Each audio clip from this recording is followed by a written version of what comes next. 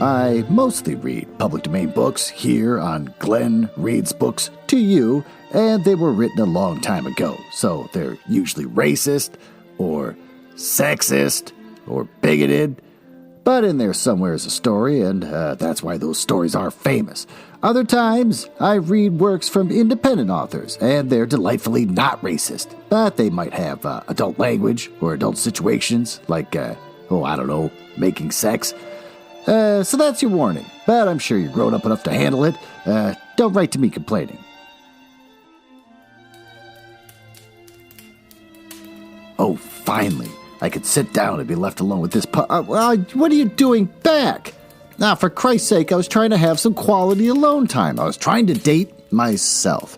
I'm recording on Easter Sunday, the day where you're supposed to remind yourself that you can masturbate and it's fine. So, but you're here in my house again. God damn it. And what, you want me to keep reading to you The Great Gatsby? Fine.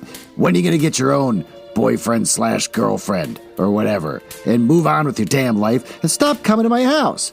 Welcome to the Glenn Reads Books to You mansion. It's a fun little bit where I pretend to live in a mansion and not just recording in my basement. This is where I read the hottest public domain books, short stories.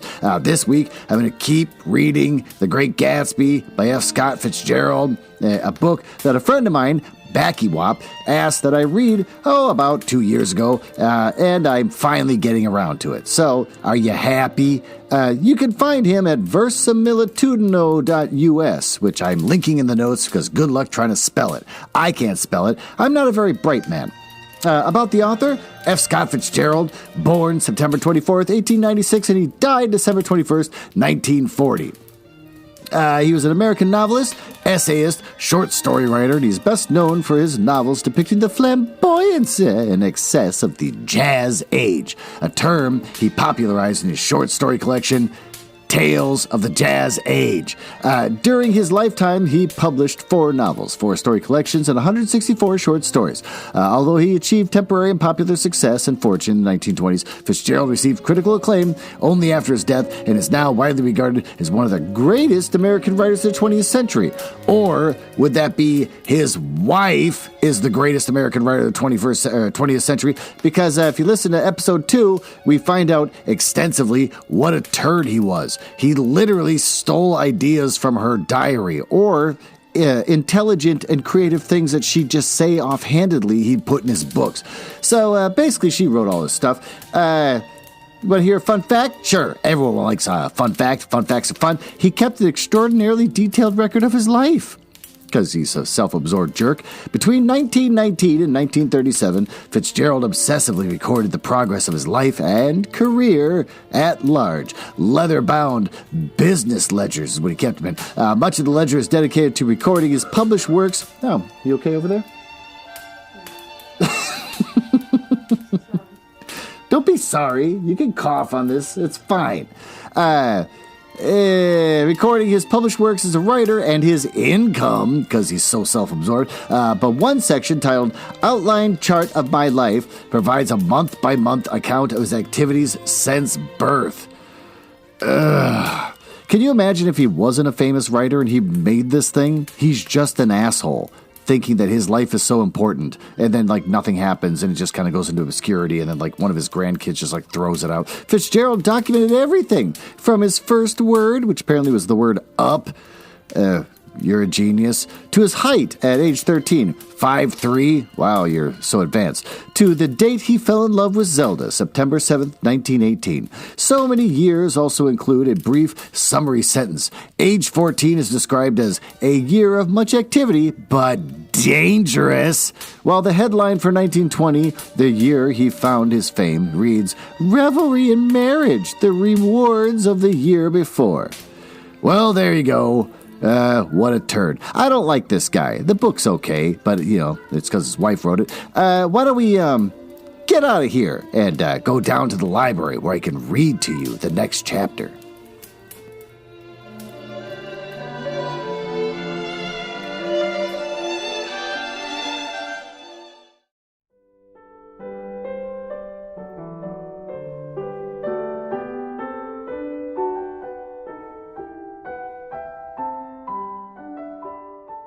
Did you hear the cat meowing in the last part there? That's the world I live in, where there's cats crawling all over the place, ruining my reading to you of Chapter 6 of The Great Gatsby.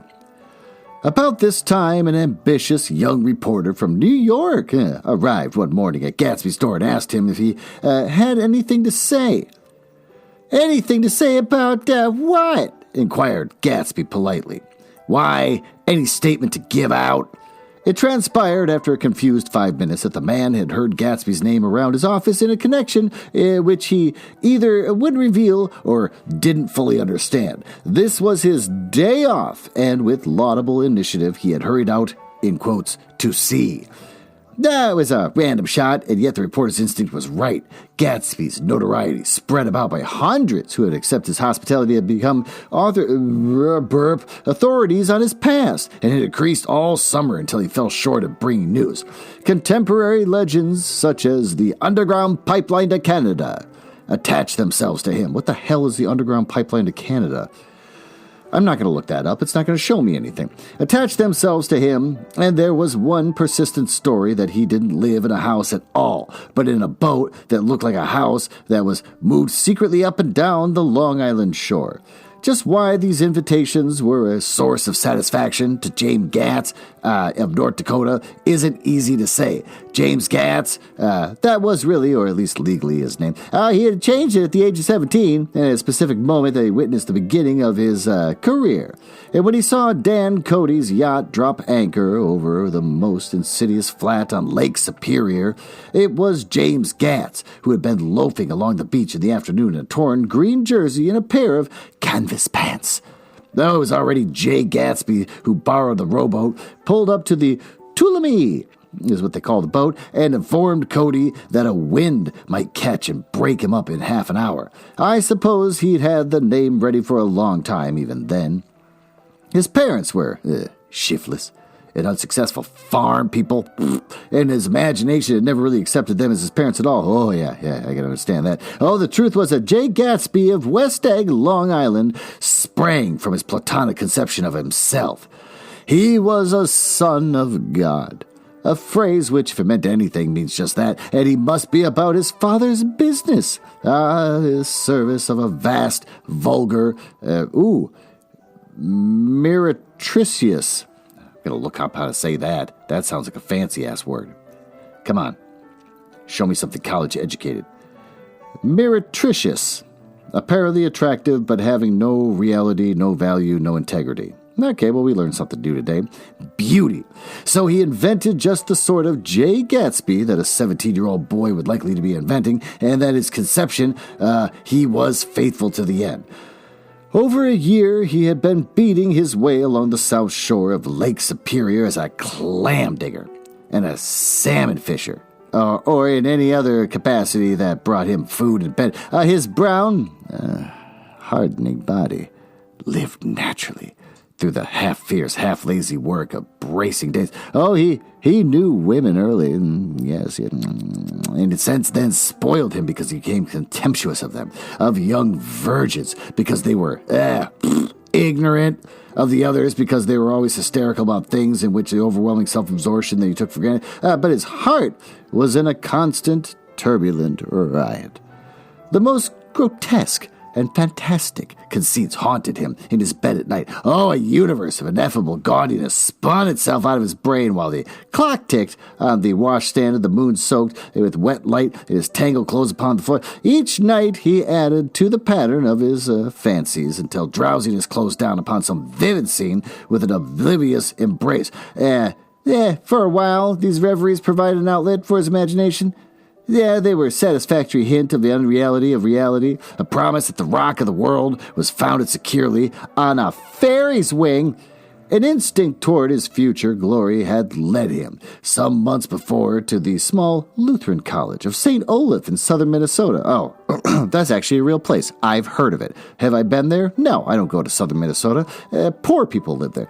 He stayed there 2 weeks, dismayed at his ferocious indifference to the drums of his destiny, to destiny itself, and despising the janitor's work in which he was to pay his way through.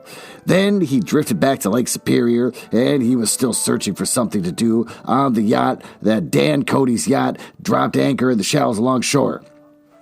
I love the author is writing what he knows, which is just Minnesota, and so he's just talking about that a lot. Apparently every character of importance comes from Minnesota. That seems weird. You should try and branch out a little bit. It's a fantasy. Make something up. Cody was 50 years old then, a product of Nevada's silver fields of the Yukon. Oh, of every rush for metal since 75, the transactions of Montana copper that made him many times a millionaire found him physically robust, but on the verge of soft-mindedness, and suspecting this, an infinite number of women tried to separate him from his money. Those women, you gotta watch out for the women. But none too savory ramifications by which Ella Kay, the newspaper woman, played Madame de Maintenon to his weakness and sent him to sea in a yacht, were common knowledge to the turgid subjournalism of 1902. He had been coasting along all too hospitable shores for 5 years when he turned up as James Gats's destiny at the Little Girl's Point. They actually named something Little Girl's Point? A bunch of pedophiles? All right. To the young Gats, resting on his oars and looking up at the rail deck, the yacht represented all the beauty and glamour in the world. I suppose he smiled at Cody, and had probably discovered that people liked him when he smiled. At any rate, Cody asked him for a few questions. One of them elicited the brand new name and found that he was quick and extravagantly ambitious. A few days later, he took him to Duluth, and Minnesota, and brought him a blue coat, 6 pair of white duck trousers, and a yachting cap. And when the Tuolumne left for the West Indies and the Barbary Coast, Gatsby left too. He was employed in a vague personal capacity. While he remained with Cody, he was a turn steward, a mate skipper, secretary, and even a jailer. A jailer? For Dan Cody sober knew what lavish doings Dan Cody drunk might be soon about. Now he had to jail his own boss, and he provided for such contingencies by reposing more and more trust in Gatsby. The arrangement lasted 5 years, during which the boat went 3 times around the continent, and it might have lasted indefinitely except for the fact that Ella Kay came on board one night in Boston, and a week later Dan Cody in hospitality died. I remember the portrait of him up in Gatsby's bedroom, a gray, florid man with a hard, empty face. The pioneer debauch, who during one phase of American life brought back the eastern seaboard the savage violence of the frontier brothel and saloon. It was indirectly due to Cody and Gatsby drank so little. Sometimes in the course of gay parties, women used to rub champagne into his hair. For himself, he formed the habit of letting liquor alone. And it was from Cody that he inherited money, a legacy of $25,000. He didn't get it. He never understood the legal device that was used against him, but what remained of the millions went intact to Ella Kay. He was left with his singularly appropriate education, the vague contour of Jay Gatsby had filled out the substantiality of a man, and he told me all of this very much later. But I put it down here with the idea of exploding these first wild rumors about his antecedents, which weren't even faintly true. Moreover, he told it to me at a time of confusion, when I had reached the point of believing everything and nothing about him. So I take advantage of this short halt, while Gatsby, so to speak, caught his breath to clear his set of misconceptions away. It was a halt, too, in my association with his affairs. For several weeks, I didn't see him or hear his voice on the phone. Mostly, yes, in New York, trotting around with Jordan, trying to ingratiate myself with her senile aunt. What? But finally, I went over to his house one Sunday afternoon. I hadn't been there 2 minutes when somebody brought Tom Buchanan in for a drink. Well, I was startled, naturally, but the really surprising thing was that it hadn't happened before. They were a party of 3 on horseback. Tom and a man named Sloan and a pretty woman in a brown riding habit who had been there previously. I'm delighted to see you, said Gatsby, standing on his porch. I'm delighted that you dropped in, as though they cared. Sit right down and have a cigar, or a cigarette. And he walked around the room quickly, ringing bells. I'll have something to drink for you in just a minute. He was profoundly affected by the fact that Tom was there, but he would be uneasy anyhow until he had been giving them something, realizing in a vague way that there was all they came for. Mr. Sloane wanted nothing. Lemonade? No, thanks. A little champagne? No, nothing at all. Thanks. I'm sorry. Did you have a nice ride? Very good roads around here. I suppose the automobiles? Yeah. Burp. Moved by an irresistible impulse, Gatsby turned to Tom, who had accepted the introduction as a stranger. I believe we met somewhere before, Mr. Buchanan. Oh, yes, said Tom, gruffly polite, but obviously not remembering. So we did. I remember very well. Now, about 2 weeks ago? Yeah, that's right. You were with Nick here. I know your wife, continued Gatsby almost aggressively. That's so? Tom turned to me. You live near here, Nick? Next door. That's so? Mr. Sloane didn't enter into the conversation, but lounged back haughtily in his chair. The woman said nothing either, until, unexpectedly, after 2 highballs, she became cordial. Yeah, well, figure that one out. We all came over to your next party, Mr. Gatsby, she suggested. What do you say? Yeah, certainly. I'd be delighted to have you. Be very nice, said Mrs. Sloane. It's B-V-E-R with an apostrophe, nice. So I tried to do the best I could with that, said Mr. Sloane without gratitude. Think ought to be starting home. Please don't hurry, Gatsby urged them. We had control of himself now, and he wanted to see more of Tom. Why don't you stay for supper? I wouldn't be surprised if some other people dropped in from New York. You come to supper with me, in all caps, said the lady enthusiastically. Both of you. This included me. Mr. Sloane got to his feet. Come along, he said, but to her only. I mean it, she insisted. I'd love to have you. Lots of room. Gatsby looked at me questioningly. He wanted to go, but he didn't see that Mr. Sloane had determined he shouldn't. I'm afraid I won't be able to, I said. Well, you come, she urged, concentrating on Gatsby. Mr. Sloane murmured something close to her ear. We won't be late if we start now, she insisted aloud. I haven't got a horse, said Gatsby. I used to ride in the army, but I never bought a horse. I'll have to follow you in my car. Excuse me for just a minute. Well, the rest of us walked out on the porch, and while Sloane and the lady began an impassioned conversation, said, My God, I believe the man's coming, said Tom. Doesn't he know she doesn't want him? She says she does want him.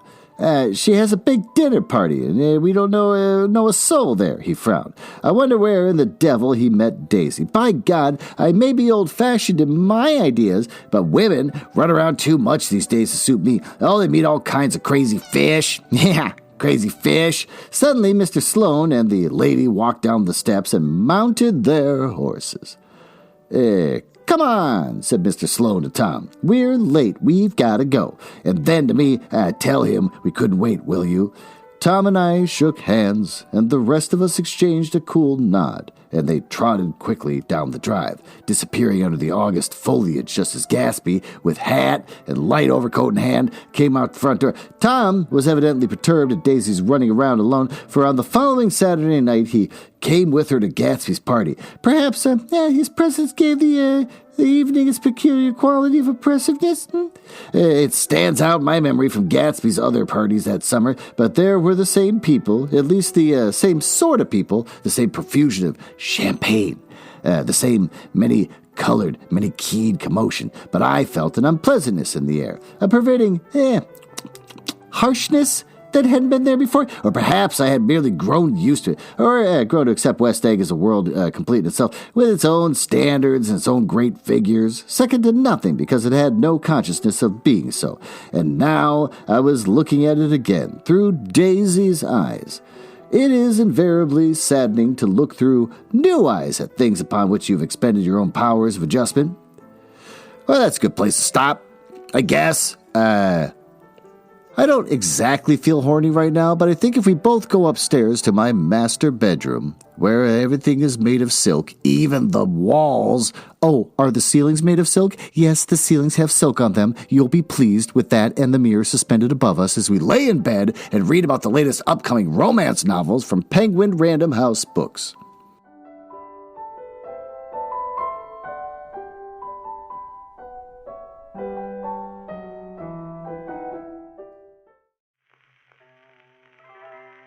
Oh, there you are. Oh my God, you're naked. What the hell? We're supposed to work each other until... And you're masturbating. Stop touching that. What are you doing? You're flicking it all weird. What the hell is wrong with you? We're supposed to work each other into a lather. You can't just dive in here naked and masturbating. And now you threw a book at me. The book's called The Nanny by Lana Ferguson. About the nanny? Stop doing it. I can see you over there. I'm trying to read this thing. A woman discovers the father of the child she is nannying may be her biggest only fan in this steamy contemporary romance by Lana Ferguson.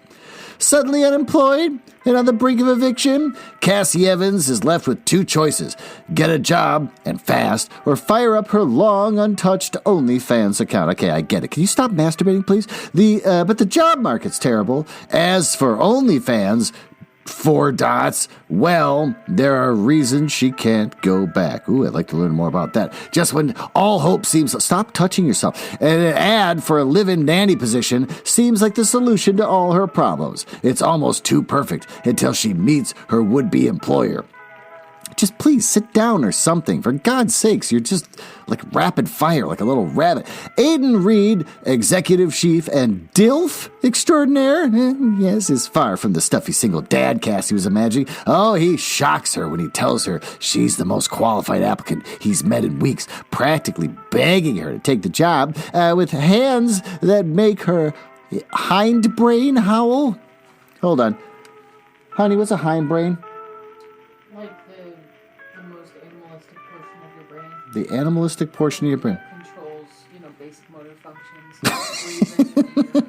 Breathing and everything? Okay, basic motor functions. And eyes that scream sex. The idea of living under the same roof as Aidan feels dangerous. But with no other option, she decides to stay with him and his adorably tenacious daughter, Sophie. Cassie soon discovers that Aidan is not a stranger at all, but is instead someone who is very familiar with her, or at least her body. Given that he doesn't remember her, he doesn't, Cassie is faced with what feels like an impossible situation. As their relationship heats up to temperatures hotter than any kitchen Aidan has ever worked in. Oh, that's pretty clever. Cassie struggles with Aidan telling the truth, and more terrifying possibility, losing the best chance at happiness she's ever had.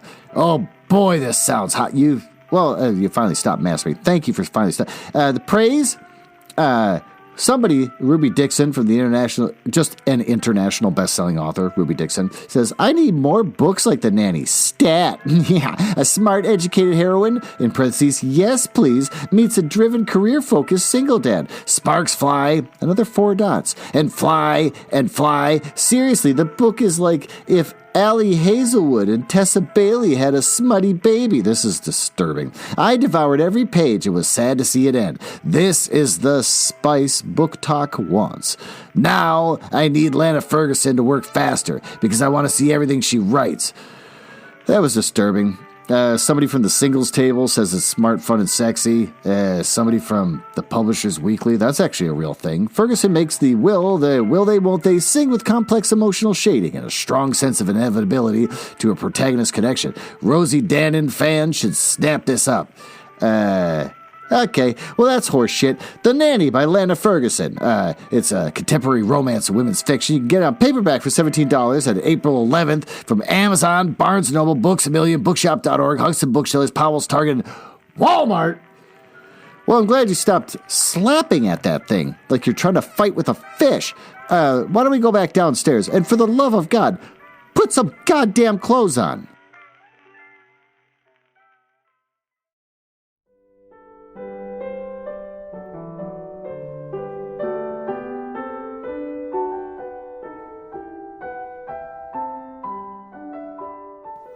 Now, there you are. You have to finish your session. you sick, twisted pervert. I'm glad you put some clothes on, so that's nice, little twist for once. You did what I wanted. Let's continue reading the rest of this chapter. They arrived at twilight, and as we strolled out among the sparkling hundreds, Daisy's voice was playing murmurous tricks in her throat. "These things excite me so," she whispered. "If you want to kiss me any time during the evening, Nick, just let me know and I'll be glad to arrange it for you." What the fuck? Just mention my name or present a green card. I'm giving out green. Look around, suggested Gatsby. I'm looking around and I'm having a marvelous. You must see the faces of many people you've heard about. Tom's arrogant eyes roamed the crowd. We don't go around very much, he said. In fact, I was just thinking I don't know a soul here. Perhaps you'd know that lady. Gatsby indicated a gorgeous, scarcely human orchid of a woman who sat in a state under a white plum tree. Tom and Daisy stared with that peculiarity unreal feeling that accompanies the recognition of a hetero ghostly celebrity of the movies. She's lovely, said Daisy. The man bending over her is her director. He took them ceremoniously from the group to group.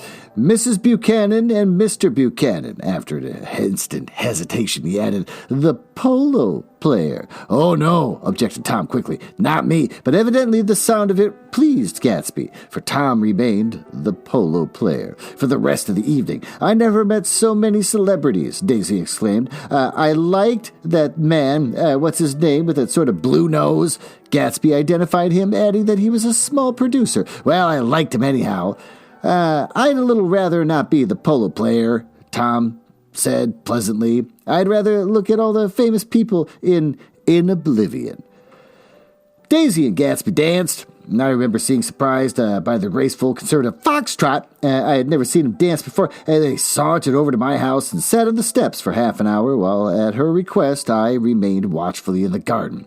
In case there's a fire or a flood, she explained, or, I don't know, any act of God. Tom appeared from his oblivion as we were sitting down to supper together. Do you mind if I eat with some people over here? He said, a fellow getting off some funny stuff. Go ahead, answered Daisy genially. And if you want to take down any addresses, here's my little gold pencil. And she looked around for a moment and then told me that the girl was common but pretty. And I knew that for except the half hour she'd be alone with Gatsby, she wasn't having a good time. We were at a particularly tipsy table. That was my fault. Gatsby had been called to the phone, and I had enjoyed these same people only 2 weeks before. But what had amazed me then turns septic on the air now. How do you feel, Miss Baedeker? The girl addressed was trying unsuccessfully to slump against my shoulder. At this inquiry, she sat up and opened her eyes. What? A massive and lethargic woman, who had been urging Daisy to play golf with her at the local club tomorrow, spoke in Miss Baedeker's defense. She's all right now. When she's had 5 or 6 cocktails, she always starts screaming like that, and I told her she ought to leave it alone. I do leave it alone, affirmed the accused hollowly. We heard you yelling, so I said to Doc Civette here, there's somebody who needs your help, Doc. She's much obliged, I'm sure, said another friend without gratitude. But you got her dress all wet when you stuck her head in the pool. What the hell is going on? Anything I hate is to get my head stuck in a pool, mumbled Mrs. Baedeker. But they almost drowned me once over in New Jersey. Apparently people in New Jersey are jerks, I say to my wife, from that uncivilized area. Do you have any comment? Oh, you're going to flick me off? Fine. Then you ought to leave it alone, countered Dr. Civette. Speak for yourself, cried Miss Baedeker violently. Your hand shakes. I wouldn't let you operate on me. And it was like that. Almost the last thing I remembered was standing with Daisy and watching the moving picture director and his star, and they were still under the white plum tree. Their faces were touching, except for a pale, thin ray of moonlight between. It occurred to me that he had been very slowly bending toward her all evening to attain this proximity. And even while I watched, I saw him stoop one ultimate degree and kiss at her cheek.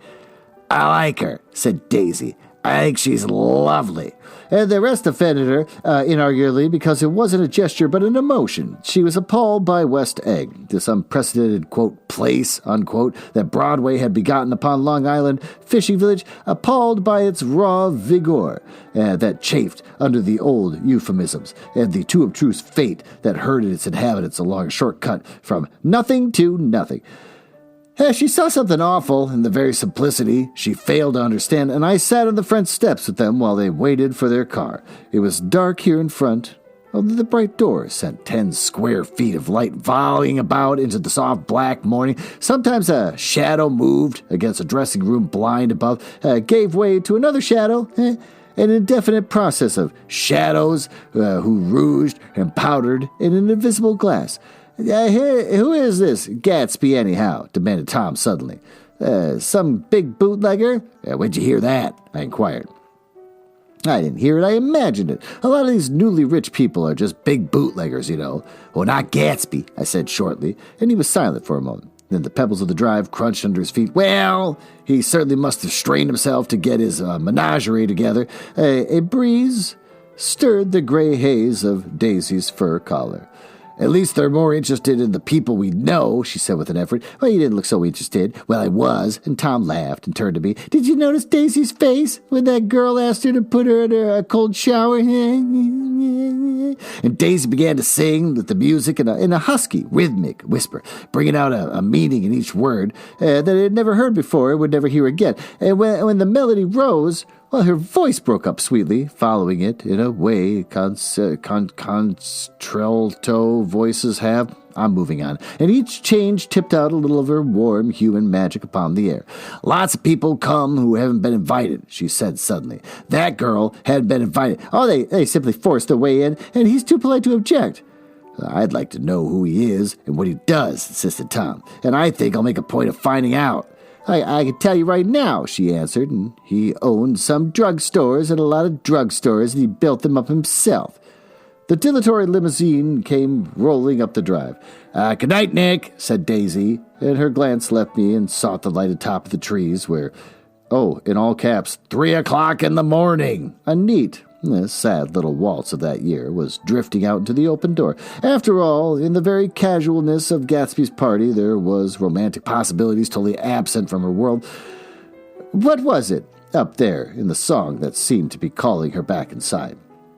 What would happen now in the dim, incalculable hours?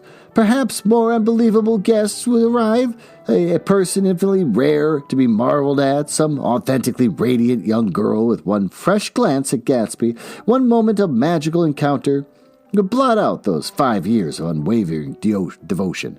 I stayed late that night.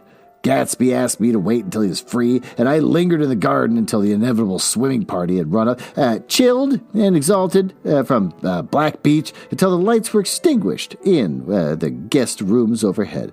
When he came down the steps at last, the tan skin was drawn unusually tight on his face, and his eyes were bright, but tired. She didn't like it, he said immediately. Oh, of course she did. She didn't like it, he insisted. She didn't have a good time. He was silent, and I guessed at his unutterable depression. I feel far away from her, he said. It's hard to make her understand. Hey, you mean about the dance? The dance? He dismissed all the dances he had given her with a snap of his fingers. Old sport, the dance is unimportant. He wanted nothing less than of Daisy than that he should go into Tom and say, I never loved you. And after she had obliterated 4 years with that sentence, they could decide upon the more practical measures to be taken. One of them was that after she was free, that they were to go back to Louisville and be married from her house, just as if it were 5 years ago. And she doesn't understand, he said. She used to be able to understand. We'd sit for hours, long M-dash. He broke off and began to walk up and down a desolate path of fruit rinds and discarded favors and crushed flowers. I wouldn't ask too much of her, I ventured. You can't repeat the past. Can't repeat the past, he cried incredulously. Why, of course you can. He looked around him wildly as if the past were lurking there in the shadow of the house, just out of the reach of his hand. I'm going to fix everything just the way it was before, he said, nodding determinedly. She'll see. He talked a lot about the past, and I gathered that he wanted to recover something, some idea of himself, perhaps, that he had gone into loving Daisy. His life had been confused and disordered since then, but if he could just return to a certain starting place and go all over slowly, they could find out what the thing was. One autumn night, 5 years before, they had been walking down the street when the leaves were falling, and they came to a place where there were no trees, and the sidewalk was white with moonlight, and they stopped there and turned toward each other.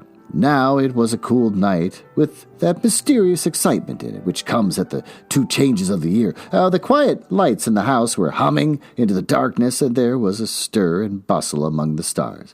Out of the corner of his eye, Gatsby saw that the blocks of the sidewalks where they formed a ladder and mounted to a secret place above the trees. And he could climb to it if he climbed alone, and once there, what the hell's going on? He could suck on the pap of life, gulp down the incomparable milk of wonder. I have no idea what's happening right now. His heart beat faster and faster as Daisy's white face came up to his own.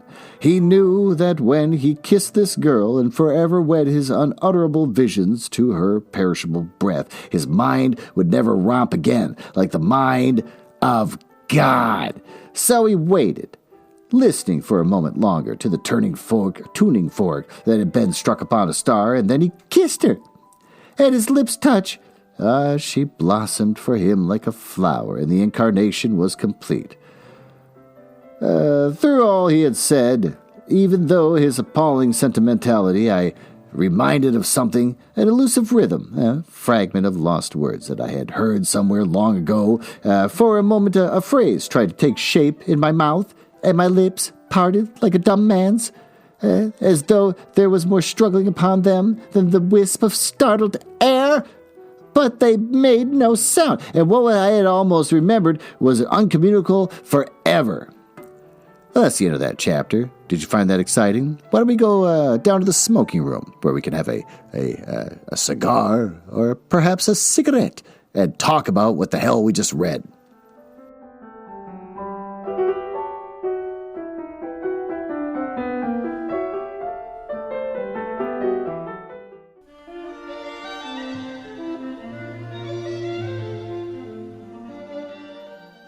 There you are. I hope you can enjoy yourself. Why don't you sit down and light yourself one of these many fine cigarettes that I have here on the table. And let's review what we read. Birds. My wife put the birds in here. Reporter shows up for no reason. They make a point of saying that as his day off, but he just really wants to learn more about Gatsby because he's so mysterious and cool. And then Nick talks about how Gatsby got his name and his money.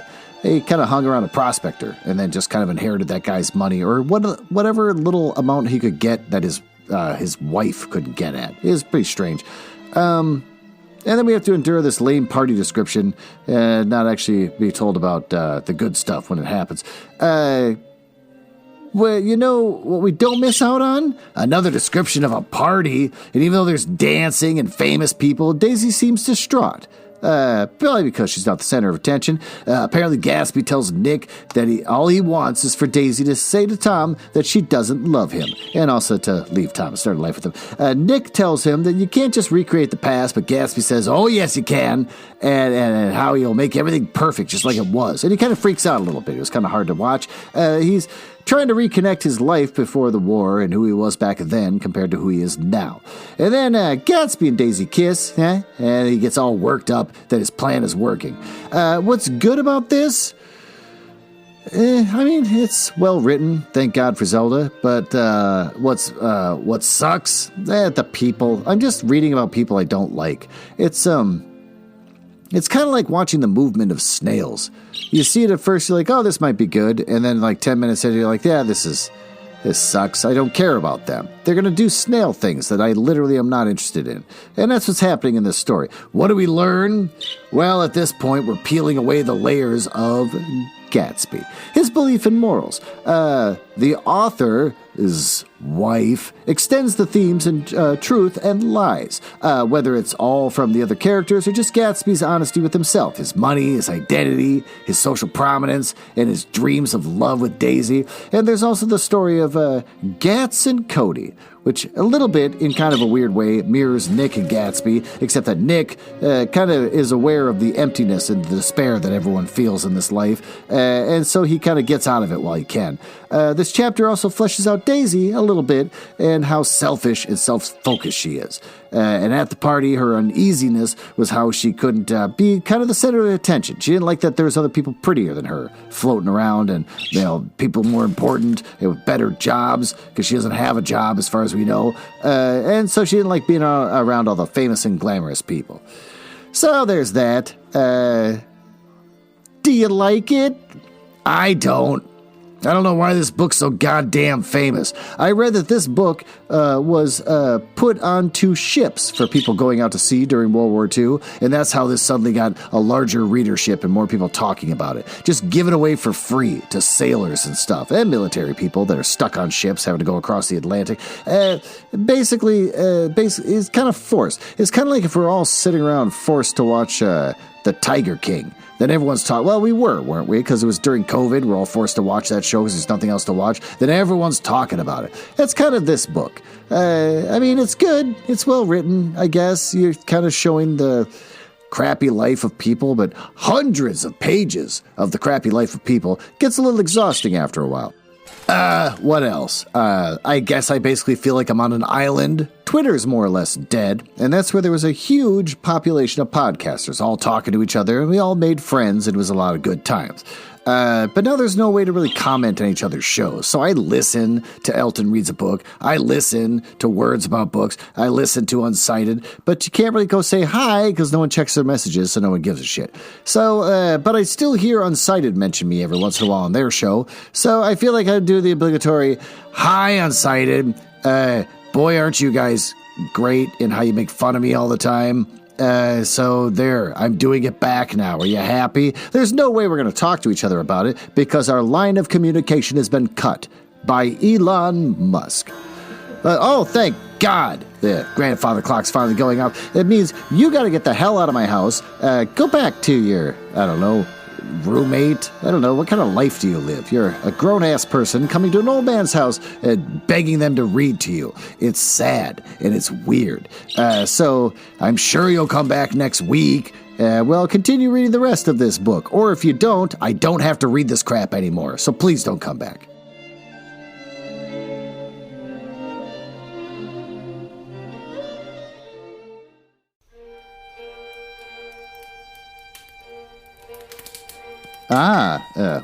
It appears you found me in the part of the podcast I hate the most, where I tell you all about the places on the internet where you can find me.